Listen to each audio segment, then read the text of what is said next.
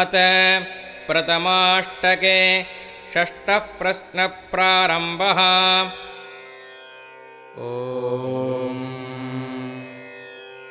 अनुमत्यै पुरोडाशमष्टाकपालम् निर्वपति ये प्रत्यञ्चः शम्याया अवशीयन्ते तन्नैरृतमेककपालम् इयम् वा अनुमतिः इयम् निरृतिः नैरृतेन पूर्वेण प्रचरति पाप्मानमेव निरृतिम् पूर्वान् निरवदयते एककपालो भवति एकथैव निरृतिम् निरवदयते यदहुत्वा गार्हपत्य ईयुः रुद्रो भूत्वाग्निरनोत्थाय अध्वर्यम् च यजमानम् च हन्यात् वेहि स्वाहाहुतिम् जुषाण इत्याह आहुत्यैवैनगुम् शमयति नार्तिमार्च्छत्यध्वर्युर्न यजमानः एकोन्मुखेन यन्ति तद्धिनिर्वृत्यै भागधेयम् इमान् दिशन्यन्ति येषा वै निर्वृत्त्यैदिति स्वायामेव दिशि निर्वृतिम् निरवदयते स्वकृत इलिणे जुहोति प्रदरे वा एतद्वै निर्वृत्या आयतनम् स्व एवायतने निर्वृतिम् निरवदयते एष ते निर्वृते भाग इत्याह निर्दिशत्येवैनाम् भूते हविष्मत्यसीत्याह भूतिमेवोपावर्तते मुञ्चे मम गुंहस इत्याह अगुंहस एवैनम् मुञ्चति अङ्गुष्ठाभ्याम् जुहोति अन्तत एव निर्वृतिम् निरवदयते कृष्णम् वासः कृष्णतोषम् दक्षिणा एतद्वै निर्वृत्यै रूपम् रूपेणैव निर्वृतिम् निरवदयते अप्रतीक्षमायन्ति निर्वृत्या अन्तर्हित्यै स्वाहा नमो यदिदम् चकारेति पुनरेत्यगार्हपत्ये जुहोति आहुत्यैव नमस्यन्तो गार्हपत्यमुपावर्तन्ते आनुमतेन प्रचरति इयम् वा अनुमतिः इयमेवास्मै राज्यमनुमन्यते धेनुर्दक्षिणा इमामेव धेनुम् कुरुते आदित्यम् चरुन्निर्वपति उभयेष्वेव प्रजास्वभिषिच्यते दैवेषु च मानुषेषु च परो दक्षिणा परो हि राज्यगम् समृद्ध्यै आज्ञा वैष्णवमेकादशकपालम् निर्वपति अग्निः सर्वा देवताः विष्णुर्यज्ञः देवताश्चैव यज्ञम् चावरुन्धे वामनो बहि दक्षिणा यद्वहि तेनाग्नेयः यद्वामनः तेन वैष्णवः समृद्ध्यै अग्निशोमेयमेकादशकपालम् निर्वपति अग्निशोमाभ्याम् वा इन्द्रो वृत्रमहन्निति यदग्निशोमेयमेकादशकपालम् निर्वपति वार्त्रघ्नमेव विजित्यै हिरण्यम् दक्षिणा समृद्ध्यै इन्द्रो वृत्रगम् हत्वा देवताभिश्चेन्द्रियेण च व्याध्यत स एतमैन्द्राग्नमेकादशकपालमपश्यत् तन्निरवपत् तेन वै स देवताश्चेन्द्रियम् चावारुन्ध यदैन्द्राग्नमेकादशकपालम् निर्वपति देवताश्चैव तेनेन्द्रियम् च यजमानोपरुन्धे वृषभो वहि दक्षिणा यद्वहि तेनाग्नेयः यदृषभः तेनैन्द्रः समृद्ध्यै आग्नेयमष्टाकपालम् निर्वपति ऐन्द्रम् दधि यदाग्नेयो भवति अग्निर्वै यज्ञमुखम् यज्ञमुखमेवर्धिम् पुरस्ताद्धत्ते यदैन्द्रम् दधि इन्द्रियमेवावरुन्धे वृषभो वहि दक्षिणा यद्वहि तेनाग्नेयः यदृषभः तेनैन्द्रः समृद्ध्यै यावतीर्वै प्रजा ओषधीनामहुता नामाश्न्यन् ताः पराभवन् आग्रयणम् भवति हुताद्याय यजमानस्यापराभावाय देवा वा ओषधेष्वाजिमयुः ता इन्द्राग्ने उदजयताम् तावेतमैन्द्राग्नम् द्वादशकपालम् निरवृणाताम् यदैन्द्राग्नो भवत्युज्यत्ये 12 कपालो भवति 12 मासाः संवत्सरः संवत्सरेणैवास्मान्नमवरुन्धे वैश्वदेवश्चरुर्भवति वैश्वदेवम् वा अन्नमेवास्मै स्वदयति प्रथमजो वत्सो दक्षिणा समृद्ध्यै सौम्यग्श्यामाकञ्चरुन्निर्वपति सोमो वा अकृष्टपक्ष्यस्य राजा अकृष्टपक्ष्यमेवास्मै स्वदयति वासो दक्षिणा सौम्यगम् हि देवतया वासः समृद्ध्यै सरस्वत्यै चरुन्निर्वपति सरस्वते चरुम् मिथुनमेवावरुन्धे मिथुनौ गावो दक्षिणा समृद्ध्यै एति वा एष यज्ञमुखादिर्ध्याः योऽग्नेर्देवताया एति अष्टावेतानि हवीगुंषि भवन्ति अष्टाक्षरा गायत्री गायत्रोऽग्निः तेनैव यज्ञमुखादिर्ध्या अग्नेर्देवतायैनैति वैश्वदेवेन वै प्रजापतिः प्रजा असृजत ताः सृष्टा न प्राजायन्त सोऽग्निरकामयत अहमिमाः प्रजनयेयमिति स प्रजापतये शुचमदधात् सोऽशोचत् प्रजामिच्छमानः तस्माद्यम् च प्रजा भुनक्ति यञ्चन तावुभौ शोचतः प्रजामिच्छमानौ तास्वग्निमप्यसृजत् ता अग्निरध्यैत् सोमो रेतो दधात् सविता प्राजनयत् सरस्वती वाचमदधात् पूषा पोषयत् ते वा एते 3 संवत्सरस्य प्रयुज्यन्ते ये देवाः पुष्टिपतयः संवत्सरो वै प्रजापतिः संवत्सरेणैवास्मै प्रजाः प्राजनयत् ताः प्रजा जाता मरुतोऽघ्नन् अस्मानपि न प्रायुक्षतेति स एतम् प्रजापतिर्मारुतगुम् 7 कपालमपश्यत् तन्निरवपत् ततो वै प्रजाभ्यो कल्पत यन्मारुतो निरुप्यते यज्ञस्य क्लृप्त्यै प्रजानामघाताय 7 कपालो भवति 7 गणा वै मरुतः गणश एवास्मै विषम् कल्पयति स प्रजापतिरशोचत् याः पूर्वाः प्रजा असृक्षि मरुतस्ता अवधिषुः कथमपरासृजेयेति तस्य शुष्म आण्डम् भूतम् निरवर्तत तद्व्युदहरत् तदपोषयत् तत्प्राजायत आण्डस्य वा एतद्रूपम् यदामिक्षा यद्युद्धरति प्रजा एव तद्यजमानः पोषयति वैश्वदेव्यामिक्षा भवति वैश्वदेव्यो वै प्रजाः प्रजा एवास्मै प्रजनयति वाजिनमानयति प्रजास्वेव प्रजातासुरेतो दधाति या वा पृथिव्य 1 कपालो भवति प्रजा एव प्रजाताद्या वा पृथिवीभ्यामुभयतः परिगृह्णाति देवासुराः संयत्ता आसन् सोऽग्निरब्रवीत् मामग्रे यजत मया मुखेनासुराञ्जेष्यथेति माम् द्वितीयमिति सोमोऽब्रवीत्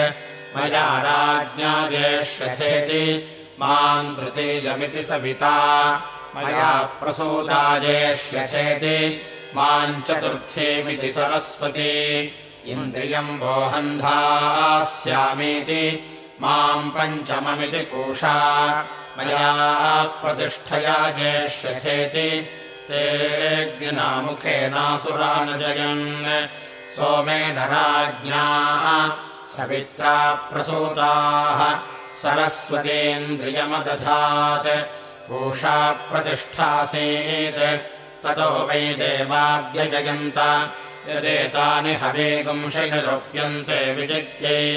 स्मोत्तरवेदिमुपवपति पशवो वा उत्तरवेदिः अजातानि ब्रह्येतरिः पशवः त्रिवद्बर्हिर्भवति माता पिता पुत्रः तदेव तन्मिथुनम्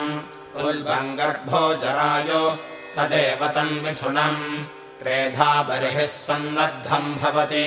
त्रय इमे लोकाः येष्वेव लोकेषु प्रतितिष्ठति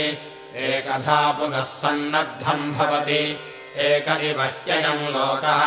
अस्मिन्नेव तेन लोके प्रतितिष्ठति प्रसुवो भवन्ति प्रथमजामेव पुष्टिमवरुन्धे प्रथमजो वत्सो दक्षिणा समृद्ध्यै पृषदाज्यम् गृह्णाति पशवो वै पृषदाज्यम् पशूनेवावरुन्धे पञ्चगृहीतम् भवति पान्ता हि पशवः बहुरूपम् भवति बहुरूपा हि पशवः समृद्ध्यै अग्निम् मन्थन्ति अग्निमुखा वै प्रजापतिः प्रजा असृजत यदग्निम् मन्थन्ति अग्निमुखा एव तत्प्रजा यजमानः सृजते नवप्रयाजा युज्यन्ते नवानो याजाः अष्टौ हवीगुंषि द्वावाघारौ द्वावाज्यभागौ त्रिगुंशत्सम्पद्यन्ते त्रिगुंशदक्षरा विराट् अन्नम् विराट् विराजैवान्नाद्यमवरुन्धे यजमानो वा एककपालः तेज आज्यम् यदेककपाल आज्यमानयति यजमानमेव तेजसा समर्थयति यजमानो वा एककपालः पशव आज्यम् यदेककपाल आज्यमानयति यजमानमेव पशुभिः समर्थयति यदल्पमानयेत् अल्पायेनम् पशवो भुञ्जन्त उपतिष्ठेरन् यद्बह्वानयेत् बहवयेनम् पशवो भुञ्जन्त उपतिष्ठेरन् बह्वानीयाविः पृष्ठम् कुर्यात् बहव एवैनम् पशवो भुञ्जन्त उपतिष्ठन्ते यजमानो वा एककपालः यदेककपालस्यावद्येत् यजमानस्यावद्येत् उद्वामाद्येद्यजमानः प्रवामीयेत सकृदेव होतव्यः सकृति बहि सुवर्गो लोकः हुत्वाभिजुहोति यजमानमेव सुवर्गम् लोकम् गमयित्वा तेजसा समर्थयति यजमानो वा एककपालः सुवर्गो लोक आहवनीयः यदेककपालमाहवनीये जुहोति यजमानमेव सुवर्गम् लोकम् गमयति यद्धस्तेन जुहुयात् सुवर्गाल्लोकाद्यजमानमवविध्येत् सृजा जुहोति सुवर्गस्य लोकस्य समष्ट्यै यत्प्राङ्पद्येत देवलोकमभिजयेत् यद्दक्षिणामित्रलोकम् यत्प्रत्यक् रक्षागुंसि यज्ञगुंहन्युः यदुदङ् मनुष्यलोकमभिजयेत् प्रतिष्ठितो होतव्यः एककपालम् वै प्रतितिष्ठन्तम् द्यावा पृथिवी अनुप्रतिष्ठतः द्यावा पृथिवी ऋतवः ऋतो न यज्ञः यज्ञम् यजमानः यजमानम् प्रजाः तस्मात् प्रतिष्ठितो होतव्यः वाजिनो यजति अग्निर्वायुः सूर्यः ते वै वाजिनः तानेव तद्यजति अथो खल्वाहुः छन्दागुंसि वै वाजिन इति तान्येव तद्यजति वृक्सामेवा इन्द्रस्य हरिसोमपानौ तयोः परिधय आधानम् वाजिनम् भागधेयम् यदप्रहृत्य परिधीम् जुहुयात् अन्तराधानाभ्याम् घासम् प्रयच्छेत् प्रहृत्य परिधीम् जुहोति निराधानाभ्यामेव घासम् प्रयच्छति बर्हिषि विषिञ्चन् वाजिनमानयति प्रजा वै बर्हिः रेतो वाजिनम् प्रजास्वेव रेतो दधाति समुपहूय भक्षयन्ति एतत्सोमपीठाह्येते अथो आत्मन्नेव रेतो दधते यजमान उत्तमो भक्षयति पशवो वै वाजिनम् यजमान एव पशून् प्रतिष्ठापयन्ति प्रजापतिः सविता भूत्वा प्रजा असृजत ता एनमत्यमन्यन्त ता अस्मादपाक्रामन् ता वरुणो भूत्वा प्रजावरुणेनाग्राहयत् ताः प्रजावरुणगृहीताः प्रजापतिम् पुनरुपाधावन्नाथमिच्छमानाः स एतान् प्रजापतिर्वरुणप्रघासानपश्यत् तान्निरवपत् तैर्वै स प्रजावरुणपाशादमुञ्चत् यद्वरुणप्रघासानि रुप्यन्ते प्रजानामवरुणग्राहाय तासाम् दक्षिणो बाहुन्यक्न आसीत् सव्यः प्रसृतः स एतान् द्वितीयान् दक्षिणतो वेदिमुदहन् ततो वै स प्रजानाम् दक्षिणम् बाहुम् प्रासारयत् यद्वितीयान् दक्षिणतो वेदिमुद्धन्ति प्रजानामेव तद्यजमानो दक्षिणम् बाहुम् प्रसारयति तस्माच्चातुर्मास्य याज्यमुष्मिल्लोक उभया बाहुः यज्ञाभिजितगह्यस्य प्रथमात्राद्वेदी असम्भिन्ने भवतः तस्मात् प्रथमात्रम् व्यगुंसौ उत्तरस्याम् वेद्यामुत्तरवेदिमुपपपति पशवो वा उत्तरवेदिः पशूनेवावरुन्धे अथो यज्ञपरुषोऽनन्तरित्यै एतद्ब्राह्मणान्येव पञ्चहवीगुंषि अथैष ऐन्द्राग्नो भवति प्राणापानौ वा एतौ देवानाम् यदेन्द्राग्नो भवति प्राणापानावेवावरुन्धे ओजोबलम् वा एतौ देवानाम् यदेन्द्राग्नो भवति ओजोबलमेवावरुन्धे मारुत्यामिक्षा भवति वारुण्यामिक्षा मेषी च मेषश्च भवतः इथुना एव प्रजावरुणपाशान् मुञ्चति गोमशो भवतो मेध्यत्वाय शमीपर्णान्युपपपति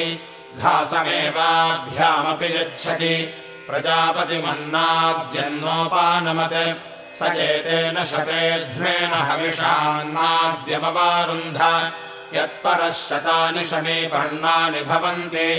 अन्नाद्यस्यावरुध्यै सौम्यानि वै करीराणि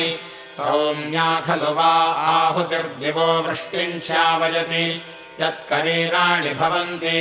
सौम्यैवाहुत्या दिवो वृष्टिमवरुन्धे काय एककपालो भवति प्रजानाम् कन्त्वाय प्रतिपूरुषम् करम्भपात्राणि भवन्ति जाता एव प्रजावरुणपाशान् मुञ्चति एकमतिरिक्तम् जरिष्यमाणा एव प्रजावरुणपाशान् मुञ्चति उत्तरस्याम् वेद्यामन्यानि हवीगुंषि सादयति दक्षिणायाम् मारुतीम् अपधुरमेवैनायुनक्ति अथो ओजदेवासामवहरति तस्माद्ब्रह्मणश्च क्षत्राच्च विशोऽन्यतोपक्रमिणीः मारुत्या पूर्वजा प्रचरति अनृतमेवावयजते वारुण्योत्तरया अन्तत एव वरुणमवयजते यदेवाध्वर्यः करोति तत्प्रतिप्रस्थाता करोति तस्माद्यच्छ्रेयान् करोति तत्पापीयान् करोति पत्नीम् वाचयति मेध्यामेवैनाम् करोति अथो तप एवैनामुपनयति यज्जारकम् सन्तन्न प्रब्रूयात् प्रियाम् ज्ञातिकम् रुन्ध्यात् असौ मे जारक इति निर्दिशेत् निर्दिश्यैवैनम् वरुणपाशेन ग्राहयति प्रघास्यान् हवामहयति पत्नीमुदानयति अह्वतैवैनाम् यत्पत्नी पुरोनुवाक्यामनुब्रूयात् निर्वीर्यो यजमानः स्यात् यजमानोऽन्वाह आत्मन्नेव वीर्यम् धत्ते उभौ याज्यागुम् सवीर्यत्वाय यद्ग्रामे यदरण्य इत्याह यथोदितमेव वरुणमवयजते यजमानदेवत्यो वा आहवनीयः भ्रातृव्यदेवत्यो दक्षिणः यदाहवनीये जुहुयात् यजमानम् वरुणपाशेन ग्राहयेत् दक्षिणेऽग्नौ जुहोति भ्रातृव्यमेव वरुणपाशेन ग्राहयति शूर्पेण जुहोति अन्यमेव वरुणमवयजते शीर्षन्नधिनिधाय जुहोति शीर्षत एव वरुणमवयजते प्रत्यङ्तिष्ठम् जुहोति प्रत्यङ्गेव वरुणपाशान्निर्मुच्यते अक्रम् कर्म कर्म कृत इत्याह देवानृणम् निरपदाय अनृणागृहानुपप्रेतेति वा वै तदाह वरुणगृहीतम् वा एतद्यज्ञस्य यद्यजुषा गृहीतस्यातिरिच्यते तुषाश्च निष्कासश्च तुषैश्च निष्कासेन चावभृथमवैति वरुणगृहीतेनैव वरुणमवयजते अपोवभृथमवैति अप्सु वै वरुणः साक्षादेव वरुणमवयजते प्रतियुतो वरुणस्य पाश इत्याह वरुणपाशादेव निर्मुच्यते अप्रतीक्षमायन्ति वरुणस्यान्तर्हित्यै येधोऽस्येधिषीमहेत्याह समिधैवाग्निर्नमस्यन्त उपायन्ति तेजोऽसि तेजोमयि धेहीत्याह तेज एवात्मन् धत्ते देवासुराः संयत्ता आसन् सोऽग्निरब्रवीत् ममेयमनीकवती तनोः ताम् प्रीणीत अथासुरानभिभविष्यथेति ते देवा अग्नयेनीकवते पुरोणाशमष्टाकपालम् निरवपन् सोऽग्निर्णीकवान् स्वेन भागधेयेन प्रीतः चतुर्धानीकान्यजनयत ततो देवा अभवन् परासुराः यदग्नयेनीकवते पुरोणाशमष्टाकपालम् निर्वपति अग्निमेवानीकवन्तग्स्वेन भागधेयेन प्रीणाति सोऽग्निरनीकवान् स्वेन भागधेयेन प्रीतः चतुर्धानीकानि जनयते असौ वा आदित्योऽग्निरनीकवान् तस्य रश्मयोनीकानि साकगुम् सूर्येणोऽध्यता निर्वपति साक्षादेवास्मानीकानि जनयति ते सुराः पराजितायन्तः द्यावा पृथिवी उपाश्रयन् ते देवा मरुद्भ्यः सान्तपनेभ्यश्चरन्निरवपन् तान् द्यावा पृथिवीभ्यामेवोभयतः समतपन् यन्मरुद्भ्यः सान्तपनेभ्यश्चरन्निर्वपति द्यावा पृथिवीभ्यामेव तदुभयतो यजमानो भ्रातृव्यान् सन्तपति मध्यम् दिने निर्वपति तर्हि ते क्ष्णिष्ठम् तपति चरुर्भवति सर्वत एवैनाम् सन्तपति ते देवाश्वो विजयिनः सन्तः सर्वासाम् दुग्धे गृहमेधीयम् चरुन्निरवपन् आशिता एवाद्योपवसाम कस्य वा हेदम् कस्य वाश्वो भवितेति स श्रुतोऽभवत् तस्याहुतस्य नाश्नन् न हि देवा अहुतस्याश्नन्ति ते ब्रुवन् कस्मादिव गुम्होष्यामनिति मरुद्भ्यो गृहमेधिभ्य इत्यब्रुवन् तम् मरुद्भ्यो गृहमेधिभ्यो जुहवुः ततो देवा अभवन् परासुराः यस्यैवम् विदुषो मरुद्भ्यो गृहमेधिभ्यो गृहे जुह्वति भवत्यात्मना परास्य भ्रातृव्यो भवति यद्वै यज्ञस्य पाकत्रा क्रियते पशव्यम् तत् पाकत्रा वा एतत्क्रियते यन्नेध्वा बर्हिर्भवति रसामिधेनीरन्वाः न प्रयाजा युज्यन्ते नानुयाजाः य एवम् वेद पशुमान् भवति आज्यभागो यजति यज्ञस्यैव चक्षुषीनान्तरेति मरुतो गृहमेधिनो यजति भागधेयेनैवैनान् समर्थयति अग्निज्ञस्विष्टकृतम् यजति प्रतिष्ठ्यत्यै इडान्तो भवति पशवो वा इडा पशुष्वेवोपरिष्टात् प्रतिष्ठति यत्पत्नी गृहमेधीयस्याश्नीयात् गृहमेध्येव स्यात् इत्वस्य यज्ञरुध्येत यन्नाश्नीयात् अगृहमेधी स्यात् नास्य यज्ञोऽभ्युध्येत प्रतिवेशम् पचेयुः तस्यास्मीयात् गृहमेध्येव भवति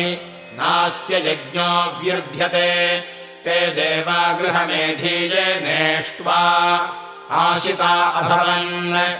आञ्जताभ्यञ्जत अनुवत्सानवासयन् तेभ्योऽसुराः क्षुधम् प्राहिण्वन् सा देवेषु लोकमवित्वा असुरान् पुनरगच्छत् गृहमेधीये नेष्ट्वा आशिता भवन्ति आञ्जतेभ्यञ्जते अनुवत्सान् वासयन्ति भ्रातृव्यायैव तद्यजमानः क्षुधम् प्रहिणोति ते देवा गृहमेधीये नेष्ट्वा इन्द्राय निष्कासन्यदधुः अस्मानेव श्व इन्द्रो निहितभाग उपावर्तितेति तानिन्द्रो निहितभाग उपावर्तत गृहमेधीये नेष्ट्वा इन्द्राय निष्कासन्निदध्यात् इन्द्र एवैनन्निहितभाग उपावर्तते गार्हपत्ये जुहोति भागधेयेनैवैनगम् समर्थयति वृषभमाह्वयति वषट्कार एवास्य सः अथो इन्द्रियमेव तद्वीर्यम् यजमानो भ्रातृव्यस्य वृङ्क्ते इन्द्रो वृत्रगम् हत्वा पराम् परावतमगच्छत् अपाराधमिति मन्यमानः सोऽब्रवीत् क इदम् वेदिष्यतीति ते ब्रुवन्मरुतो वरम् वृणामहे अथ वयम् वेदाम अस्मभ्यमेव प्रथमगम् हविर्निरुप्याता इति तयेन मध्यक्रीडन् तत्क्रीडिनाम् क्रीडित्वम् यन्मरुद्भ्यः क्रीडिभ्यः प्रथमगम् हविर्निरुप्यते विजित्यै साकगम् सूर्येणोद्यता निर्भवति एतस्मिन् वै लोक इन्द्रो वृत्रमहान् समृद्ध्यै एतद्ब्राह्मणान्येव पञ्च हविगुंषि एतद्ब्राह्मण ऐन्द्राग्नः अथैष ऐन्द्रश्चरुर्भवति उद्धारम् वा एतमिन्द्र उदहरत वृत्रगम् हत्वा अन्यासु देवतास्वधि यदेष ऐन्द्रश्चरुर्भवति उद्धारमेव तम् यजमान उद्धरते अन्यासु प्रजास्वधि वैश्वकर्मण एककपालो भवति विश्वान्येव तेन कर्माणि यजमानो वरुन्धे वैश्वदेवेन वै प्रजापतिः प्रजा असृजत तावरुणप्रघासैर्वरुणपाशादमुञ्चत् साकमेधैः प्रत्यस्थापयत् त्र्यम्बकैरुद्रम् निरवादयत पितृयज्ञेन सुवर्गम् लोकमगमयत् यद्वैश्वदेवेन यजते प्रजा एव तद्यजमानः सृजते तावरुणप्रघासैर्वरुणपाशान्मुञ्चति साकमेधैः प्रतिष्ठापयति त्र्यम्बकैरुद्रम् निरवदयते पितृयज्ञेन सुवर्गम् लोकम् गमयति दक्षिणतः प्राचीना वीते निर्वपति दक्षिणा वृद्धिपितॄणाम् अनादृत्य तत् उत्तरत एवोपवीजनिर्वपेत् उभये हि देवाश्च पितरश्चेज्यन्ते अथो यदेव दक्षिणार्धेभिः श्रयति तेन दक्षिणावृत् सोमाय पितृपते पुरोडाशगुम् षट्कपालम् निर्वपति संवत्सरो वै सोमः पितृमान् संवत्सरमेव प्रीणाति पितृभ्यो बर्हिषद्भ्यो धानाः मासा वै पितरो बर्हिषदः मासानेव प्रीणाति यस्मिन् वा ऋतो पुरुषः प्रमीयते सोऽस्यामुष्मिन् लोके भवति बहुरूपाधाना भवन्ति अहोरात्राणामभिजित्यै पितृभ्योऽग्निष्वात्तेभ्यो मन्थम् अर्धमासा वै पितरोऽग्निष्वात्ताः अर्धमासानेव प्रीणाति अभिवान्यायै दुग्धे भवति सा हि पितृदेवत्यम् दुहे यत्पूर्णम् तन्मनुष्याणाम् उपर्यर्धो देवानाम् अर्धः पितॄणाम् अर्ध उपमन्थति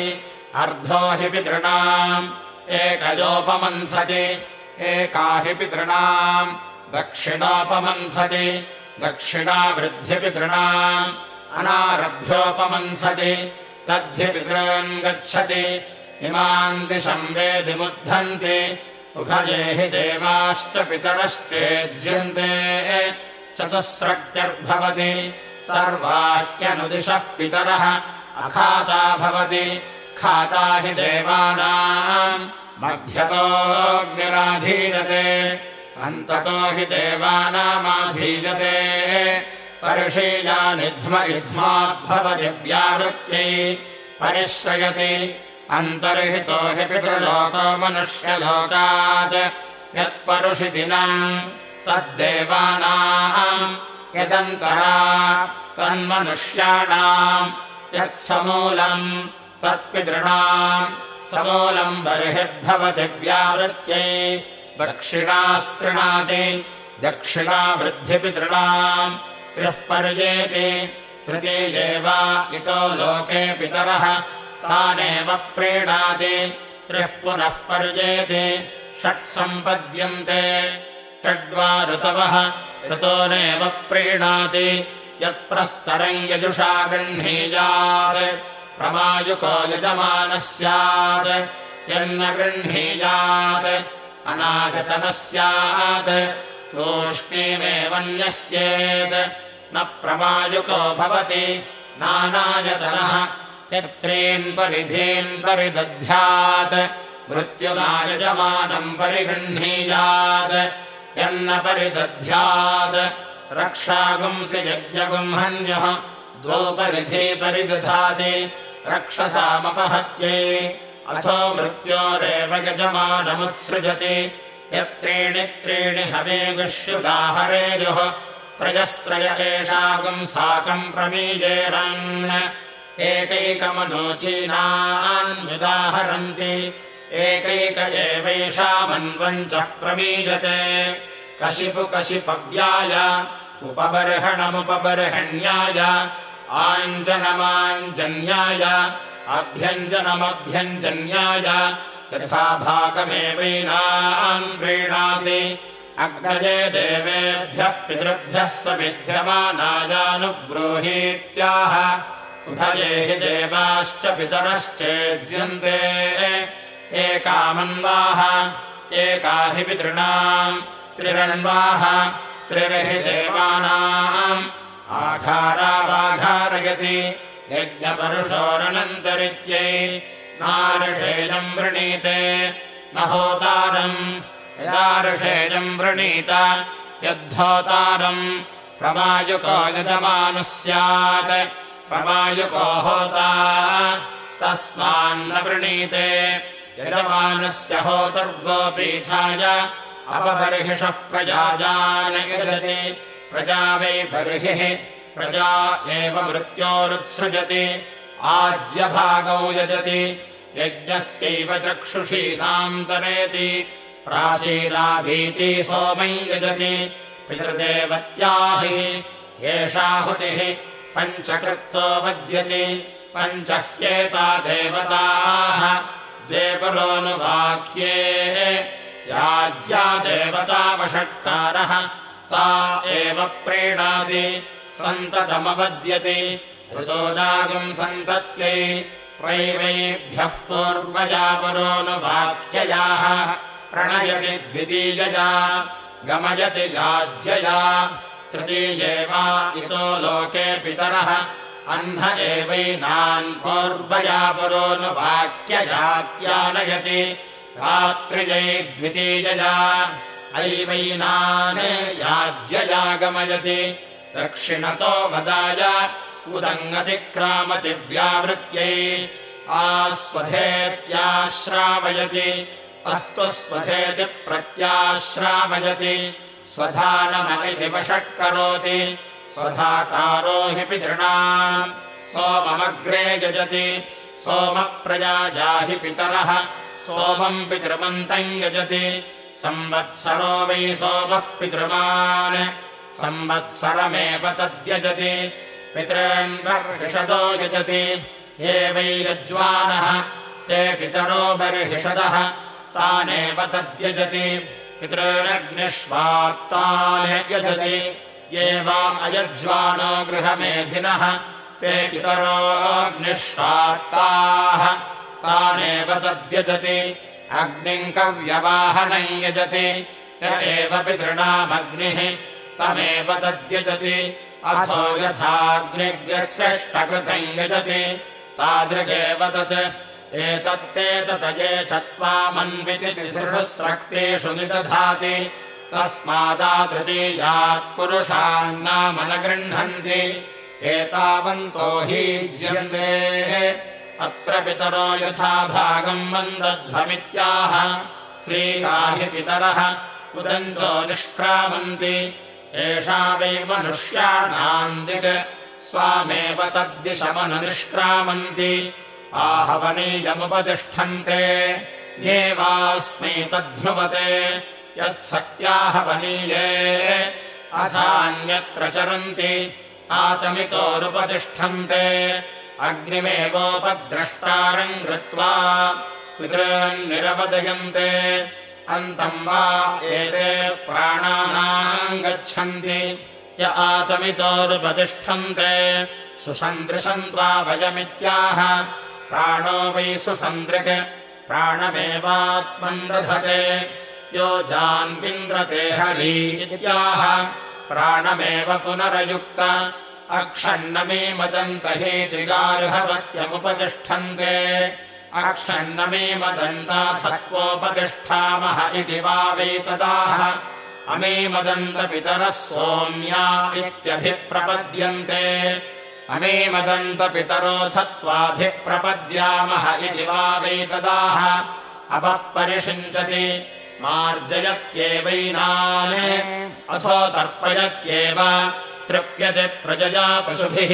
य एवम् वेद अपबर्हिषावनो याजो यजति प्रजा वै बर्हिः प्रजा एव मृत्योरुत्सृजति चतुरः प्रजातान् यजति द्वावनो याजो षट्सम्पद्यन्ते षड्वा ऋतवः ऋतो नैव प्रीणाति न पत्न्यन्वास्ते न संयाजयन्ति यत्पत्न्यन्वासीत यत्संयाजयेयुः प्रमायुका स्यात् तस्मान्नान्वास्ते न संयाजयन्ति पत्न्यै गोपीठाय प्रतिपूरुषमेककपालान् निर्वपति जाता एव प्रजा रुद्रान् निरवदयते एकमतिरिक्तम् जनिष्यमाणा एव प्रजा रुद्रान् निरवदयते एककपाला भवन्ति एकधैव रुद्रम् निरवदयते नाभिघारयति यदभिघारयेत् अन्तरवचारिणगम् रुद्रम् कुर्यात् एकोल्मुखेन यन्ति तद्धि रुद्रस्य भागधेयम् इमाम् दिशयन्ति एषा वै रुद्रस्य दिक् स्वायामेव दिशि रुद्रम् निरवदयते रुद्रो वा अपशुकाया आहुत्येनातिष्ठत असौ ते पशुरिति निर्दिशेद्यम् दुष्यात् यमेव द्वेष्टि तमस्मै पशुम् निर्दिशति यदि न द्विष्यात् आहुस्ते पशुरिति ब्रूयात् न ग्राम्यान् पशून् हिनस्ति नारण्यान् चतुष्पथे जुहोति एष वा अग्नीनाम् पड्वीशो नाम अग्निवत्येव जुहोति मध्यमेन पर्णेन जुहोति सृभ्येषा अथो खलु अन्तमेनैव होतव्यम् अन्तत एव रुद्रम् निरवदयते एष ते रुद्रभागः सहस्वस्राम्बिकयेत्याह शरद्वा अस्याम्बिका स्वसा तया वा एष हिनस्ति यगुम् हिनस्ति तयैवैनगुम् सह शमयति भेषजङ्गवलित्याह यावन्त एव ग्राम्याः पशवः तेभ्यो भेषजम् करोति अवाम्बरुद्रमदिमहीत्याह आशिषमेवैतामाशास्ते त्र्यम्बकम् यजामह इत्याह मृत्योर्मुक्षीयमामृतादिति वा वैतदाह उत्किरन्ति भगस्य लीप्सन्ते मूते कृत्वा सजन्ति यथा जनयते वसङ्करोति तादृगेव तत् एष ते रुद्रभाग इत्याह निरवत्यै अप्रतीक्षमायन्ति अपः परिषिञ्चति रुद्रस्यान्गर्हित्यै प्रवा एतेऽस्माल्लोकाच्यवन्ते ये त्र्यम्बकैश्चरन्ति आदित्यम् चरम् पुनरेत्यनिर्वपति इयम् वा अदितिः अस्यामेव प्रतितिष्ठन्ति। इति प्रथमाष्टके षष्ठप्रश्नः समाप्तः।